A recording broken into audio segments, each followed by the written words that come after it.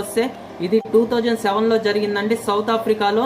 ఎవరిద్దరి మధ్య అయితే జరగాలని కోరుకుంటామో ఫైనల్ మ్యాచ్ వాళ్ళిద్దరి మధ్య జరిగిందండి. ఇంకా చెప్పాల్సిన పని లేదు. ఇండియా వర్సెస్ పాకిస్తాన్ టీమ్స్ మధ్య జరిగిందండి. ఇప్పుడు మ్యాచ్ విషయానికి వస్తే ఫస్ట్ బ్యాటింగ్ చేసిన ఇండియా 157 రన్స్ చేసిందండి 5 ఓవర్స్ కోల్పోయి. ఆ 157 రన్స్లోనే క్రూషియల్ రన్స్ గౌతమ్ గంభీర్ చేశారండి 75 రన్స్. నెక్స్ట్ పాకిస్తాన్ టీంని 152కే ఆల్అౌట్ చేసేసారండి. ఇండియన్ టీము 19.3 ఓవర్స్లోనే మ్యాచ్ ముగిచ్చేశారు. ఇండియా 5 రన్స్ తేడాతో గెలిచిందండి.